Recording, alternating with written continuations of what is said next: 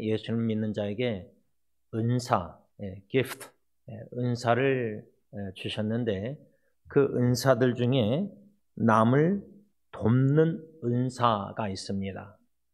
물론 우리 모두가 하나님의 도우심을 받고 하나님께서 저와 여러분들을 남들을 이웃을 돕는 도구로 사용하실 때 다 우리가 섬겨야 되겠지만 특별히 남을 잘 돕는 은사가 있는 그리스도인들, 성도님들이 있습니다.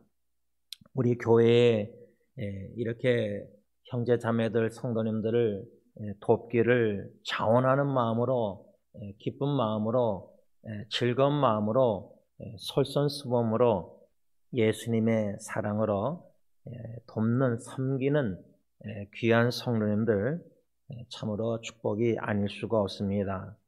로마 교회에도 돕는 참 은사 참 많은 이들을 잘 돕는 사람 사도 바울이 추천한 인물이 있습니다. 로마 교회에. 그 성경 구절이 로마서 16장 1절, 2절 나오는데 제가 현대인의 성경으로 읽겠습니다. 사도 바울이 로마 교회 성도들에게 쓴 편지 마지막 부분입니다. 나는 갱그리아 교회의 일꾼이요 우리의 자매인 베베를 여러분에게 추천합니다. 여러분은 성도의 사랑으로 주 안에서 그녀를 정중하게 맞아들이고 무슨 일이든지 그녀가 도움이 필요할 때는 아낌없이 도와주십시오. 그녀는 많은 사람을 도와주었으며 나도 그녀의 도움을 많이 받았습니다. 로마 교회 사도 바울이 쓴 편지의 마지막 장 16장 1절 2절에 사도 바울이 로마 교회 성도들에게 추천하는 인물 베베라는 여인 자매였습니다. 그녀가 많은 사람들을 도와주었다. 나도 그녀의 도움을 많이 받았다. 사도 바울도 도움을 이 베베라는 자매에게 많이 받았습니다. 그러면서 그녀가 무슨 일이든지 그녀가 도움이 필요할 때는 아낌없이 도와주십시오 라고 사도 바울이 편지를 썼다는 것입니다. 여러분, 이러한 베베와 같이 많은 이들을 돕는 참 귀한 섬기는 자들이 교회 공동체에 많으면 많을수록 참 하나님의 영광을 돌린다 그 말입니다. 오늘 본문 사사기 11장 1절에서 11절을 보면 길르앗 장로들, 현대의 성경 보면 길르앗 지도자들이 큰 용사 1절에 보면 입다라는 인물, 큰 용사인 길르앗 사람 입다에게 찾아와서 도움을 청하는 장면이 나옵니다. 다시 말하면 이 길르앗 장로들이, 지도자들이 입다라는 인물에게 와서 도움을 청하는데 특별히 오늘 본문 8절 현대인의 성경 보면 이 길르앗 장로들, 이 지도자들이 입다에게 하는 말 내용이 나옵니다. 현대인의 성경입니다. 우리가 당신을 찾아오게 된 것은 당신이 꼭 필요하기 때문이요. 우리와 함께 가서 암몬 사람들과 싸웁시다. 그러면 당신이 길르앗 사람의 통치자가 될 것이요. 이 8절 말씀을 보면 이 길르앗 장로들, 이 지도자들이 입다에게 찾아와서 절실히 도움이 필요한 상황에서 당신이 우리의 지도자, 장관, 통치자, 뭔가 리더가 돼서 우리를 이끌어서 이 암몬 이방인 민족과 전쟁 싸워달라 이런 간절한 부탁을 하는 장면이 나옵니다. 그런데 이 흥미로운 점이 뭐냐면 7절 가서 보면은 입다가 그 길르앗 지도자 장로들에게 뭐라고 말하냐면 현대의 성경입니다. 당신들은 나를 미워하여 내 아버지 집에서 쫓아내지 않았소. 그런데 어째서 당신들이 어려움을 당한다고 나를 찾아왔소. 이 대화의 내용을 보면은 우리가 짐작할 수 있는 게 뭐냐면 현실의 우리 삶 속에도 이런 대화를 할 수 있습니다. 무슨 말이냐면 당신들이 나를 미워하고 싫다고 해서 나를 왕따시키고 나를 멀리하고 그러던 사람들이 자기들이 어려움 당한다고 도움이 절실히 필요하다고 나의 도움이 나에게 찾아와서 도움을 요청한다. 나를 싫어하고 미워할 때는 언제고 나를 쫓아낼 때는 언제고 그런 상황인데 왜 입다가 도움을 청하러 온 길르앗 장로들에게 7절에 이렇게 말했냐면 그 이유가 있습니다. 오늘 본문 1절과 2절 현대의 성경을 보면 이 입다라는 인물의 아버지는 길르앗이고 그 길르앗이라는 아버지가 입다의 어머니와 관계 속에서 입다가 태어난 건데 그 성경을 보면은 개역개정에는 입다의 어머니는 기생이었다고 쓰여 있습니다. 기생. 현대의 성경은 창녀라고 번역했습니다.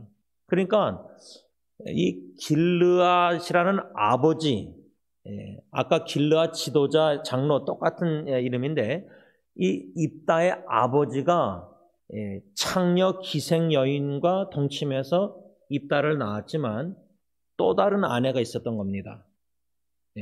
그 아내의 소생들이 아들들이 있었는데 그러니까 입다의 이복 형제라 할까 이 아버지 길르앗의 아내가 여러 아들들이 있었는데 그 아들들이 입다에게 2절에 뭐라 하냐면 너 입다는 다른 여자의 아들이므로 가족의 유산을 물려받지 못할 것이다 하면서 이복 형제들이 입다를 쫓아낸 겁니다. 여러분 이 이야기 요 정도만 묵상할 때에 입다라는 이 사사, 지도자, 이 가정 자라난 배경, 가정에 문제가 있었습니다.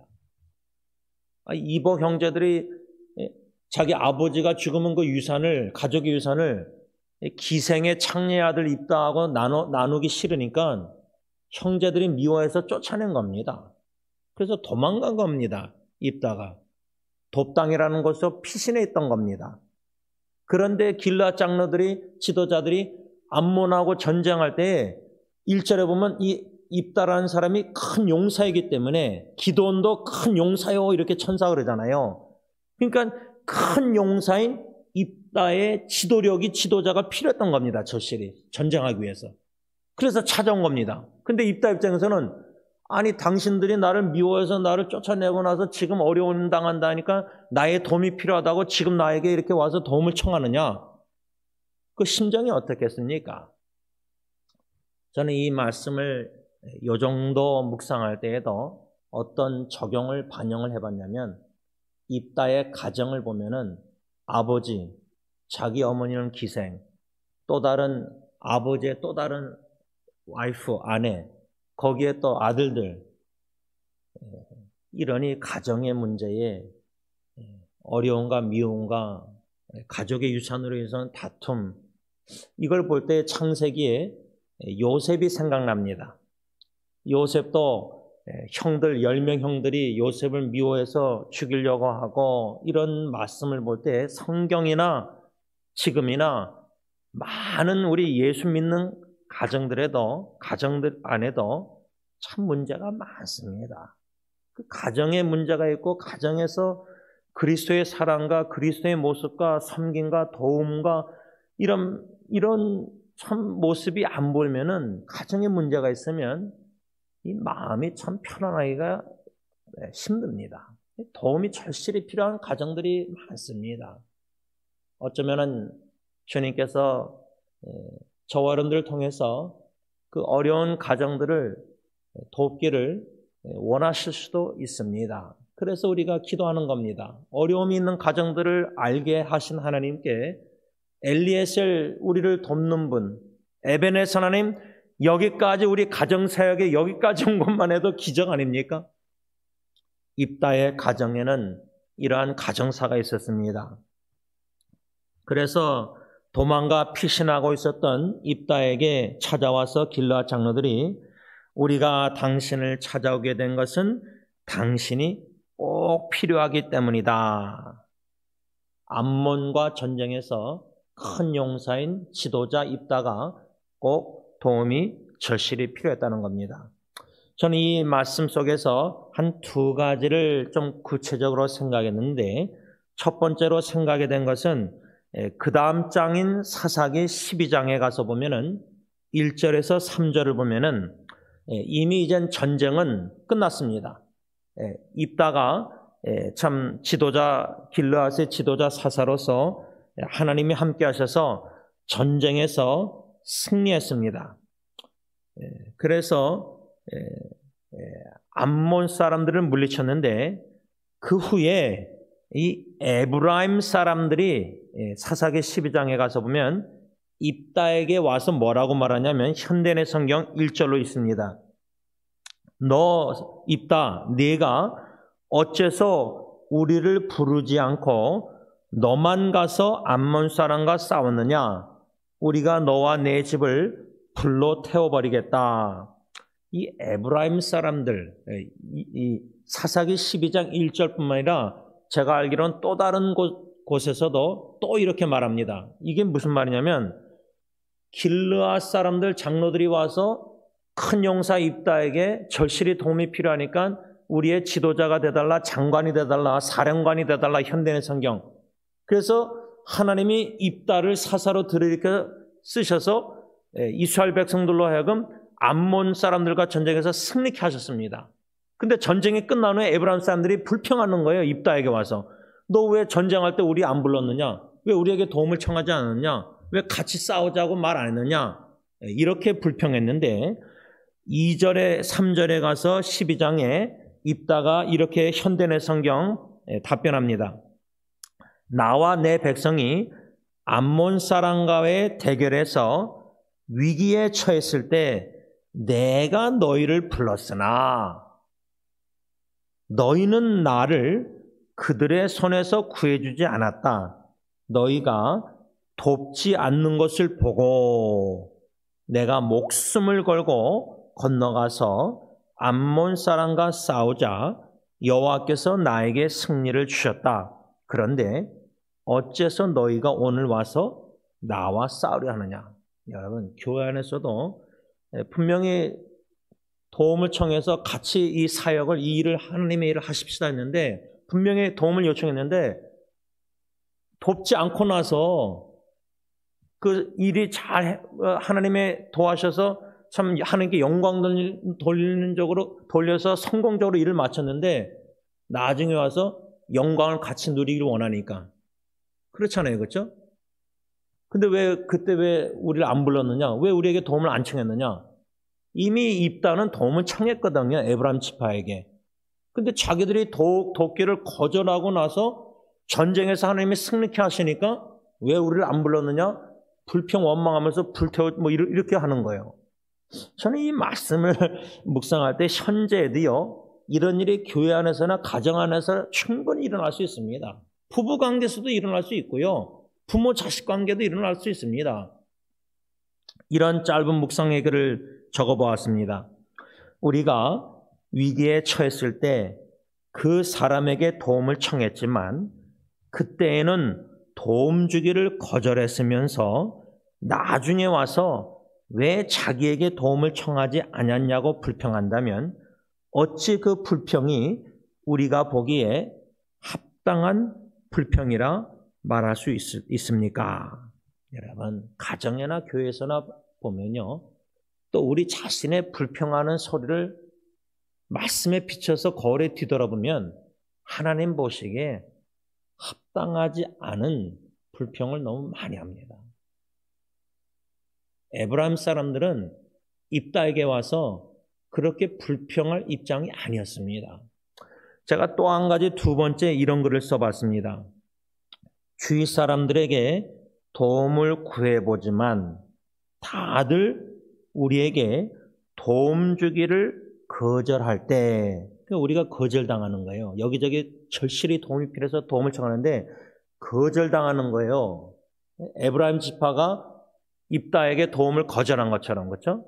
거절할 때 바로 그때 하나님께서 우리를 도와주시사 우리로 하여금 승리케 하십니다. 여러분, 지금 가정에, 개인적으로, 사업적으로, 교회적으로 여기저기 팬데믹 속에서, 질병과 고통 속에서 어려움을 당하는 개인과 가정들, 교회들 우리가 알고 있습니다. 하나님이 알게 하셨습니다. 그런데 많은 때에 저는 개인적으로 무엇을 어떻게 도와야 될지 모를 때가 거의 99%입니다. 뭐 1%도 뭐 제가 제대로 알아서 돕는 거냐? 그것도 아니에요. 뒤돌아보면. 도움이 필요한 사람들이 너무 많은데 무엇을 어떻게 도와야 될지 모르겠는데, 그래서 하나님께 우리가 오늘 이 아침에서도 나와서 기도하는 겁니다. 성령님이 도움이 필요한 개인들, 가정들, 사람들을, 고통당하는 사람들을 성령님이 생각나게 하시는 이유가 있습니다. 엘리에셀, 우리를 도우시는 하나님께 구하라는 겁니다. 기도하라는 겁니다. 엎드려 기도하라는 겁니다. 간구하라는 겁니다. 그렇게 우리가 도움을 청하고 하나님께 기도한 후에 여기저기 도움을, 사람들 사랑하는 가족, 식구나 이웃에게 도움을 청합니다. 가까운 사람들에게. 그런데 그분들이 도움을 이런저런 핑계로 거절할 때, 우리 입장에서는 거절당할 때, 리젝션, 제일 힘들 때 제일 가까운 배우자가 도와야 되는데 배우자조차도 나의 도움을 거절한다, 이해를 못한다. 그 얼마나 외롭고 힘듭니까? 그럴 때가 바로 하나님께서, 엘리에셀 하나님께서 우리를 도우셔서 구원하시고 건져주시고 승리케 하는 하나님의 도우심을, 임재를 경험할 수 있는 좋은 기회라는 겁니다.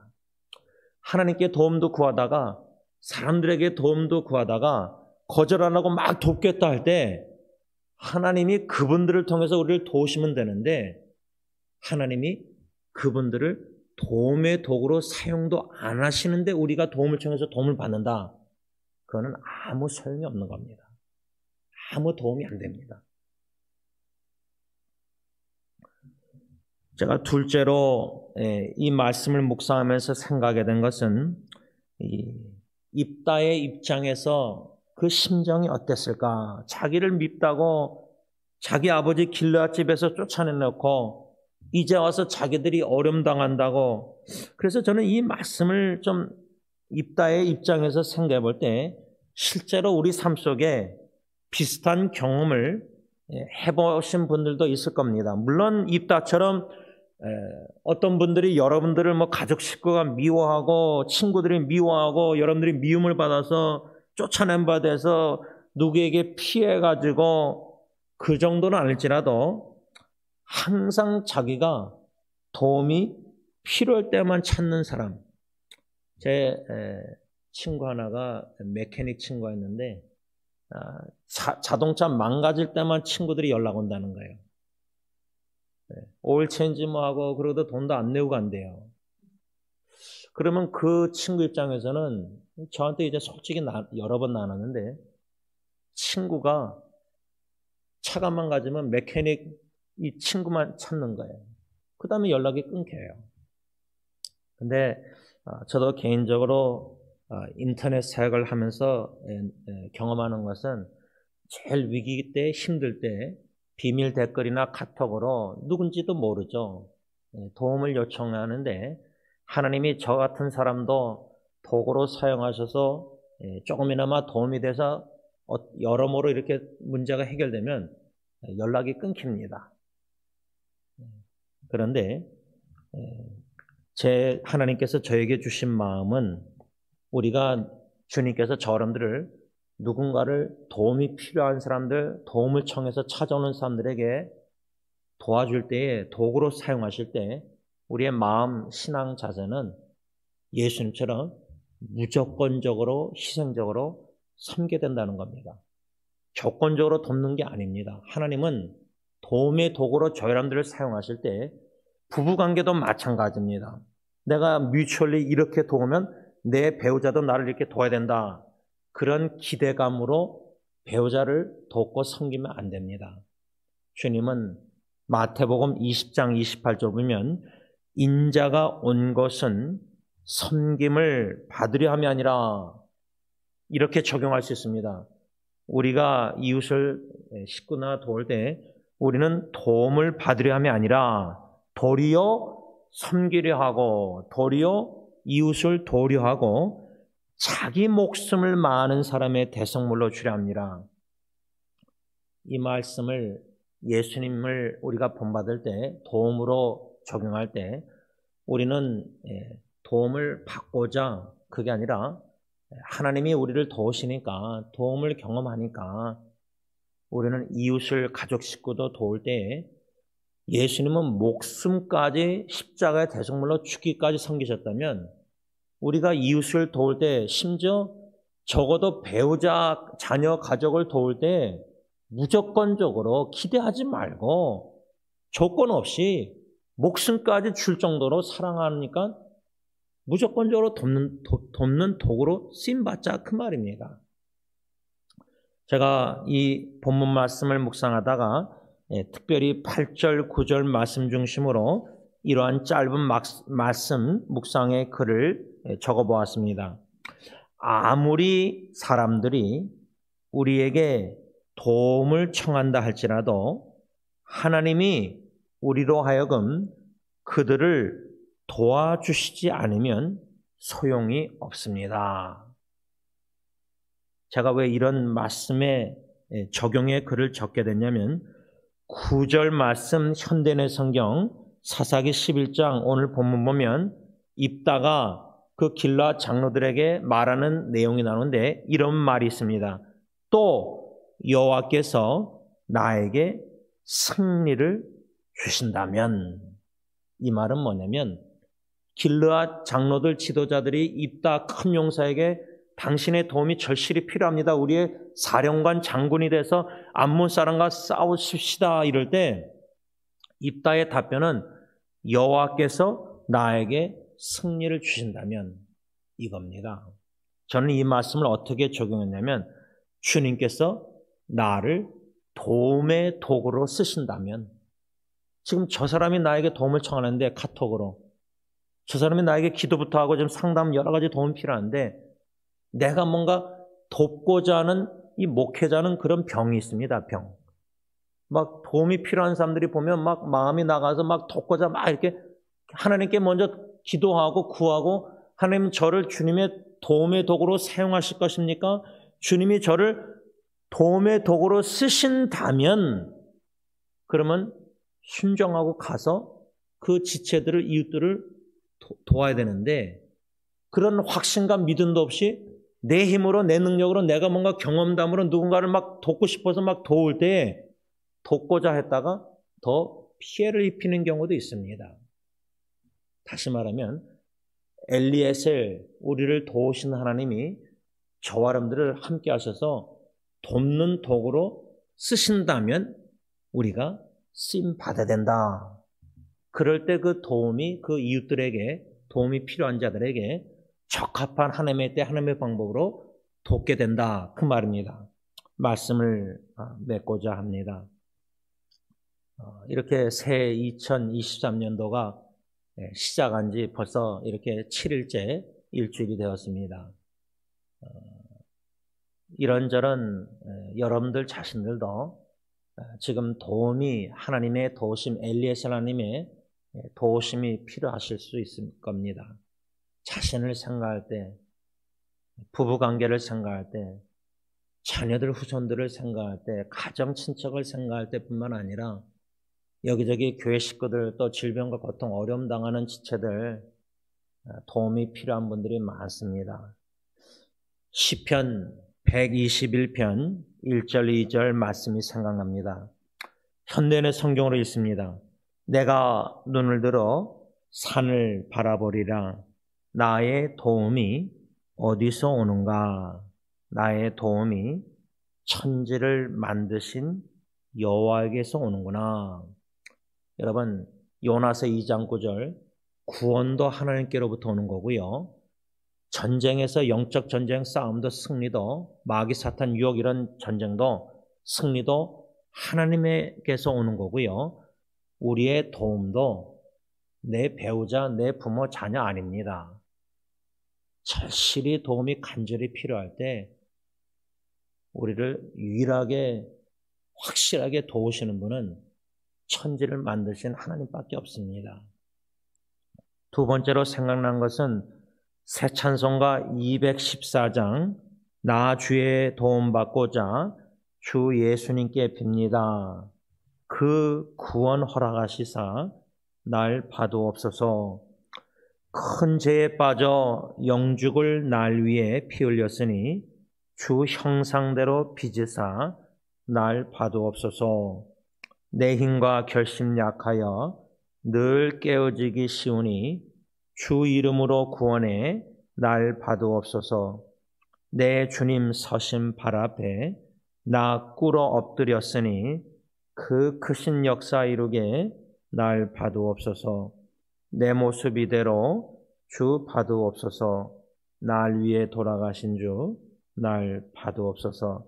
저는 이 가사를, 찬양을 수없이 하나님께 찬양드렸지만 어젯밤에 다시금 묵상할 때에 2절 가사를 보시면 큰 죄에 빠져 영죽을 날 위해 피 흘렸으니 주 형상대로 빚으사, 이겁니다.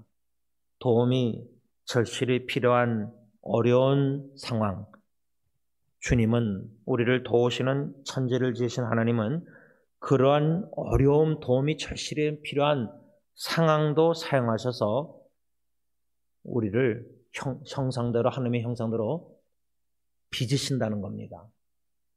그래서 우리 입장에서는 기도할 때 하나님 지금 빨리 도와달라고 간구하고 기대하겠지만 하나님은 즉시 도우지 아니하시고 하나님의 때에 도우실 때에 그 기간 동안 그 어려운 도움이 필요한 상황 속에서 토기장의 하나님이 저와 여러분들의 마음과 속사람과 모든 것을 빚으신다는 겁니다. 주님의 형상을 담게 하시고자.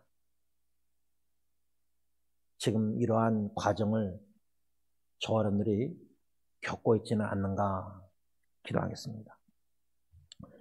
엘리에셀, 우리를 도우시는 하나님, 에베네셀, 여기까지 우리를 도와주신 하나님께서 어제나 오늘이나 영원토록 동일하신 진실하고 신실하신 하나님인 줄 믿사오니 과거에도 우리의 인생 여기까지 도와주셨다면 지금도 도움이 절실히 필요할 때 어느 누구의 도움이 필요하기보다 나의 도움이 되시는 엘리에셀 하나님께 도움을 간구합니다.